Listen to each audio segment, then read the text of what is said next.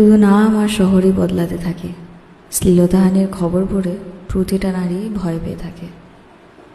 বয়স তার 3 মাস হোক কিংবা 60 বছর, পরনে তার বুরখা হোক কিংবা শাড়ি, জাত তো তার একটাই, সেটা হলো নারী।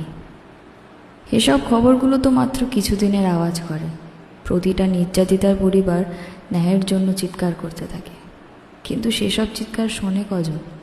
কিছুদিনের মধ্যে সবই শান্ত হয়ে যায়। খার তাতে কী বা যায় আসে? প্রতিদিন এরকম কিছু না কিছু খবর আসে। কখনো 3 মাসের শিশু, আবার কখনো কখনো রাস্তায় বসে থাকা পাগলিটা, কখনো কখনো 75 বছরের বয়স্ক ঠাকুমাটা, আবার কখনো কখনো স্কুল ফেরত 15 বছরের মেয়েটা। থাক, যাকগে এসব কথা। আসলে এসব তো কিছুদিনের ব্যাপার, তাই না? তারপর তো সবাই চুপই করে যাবে।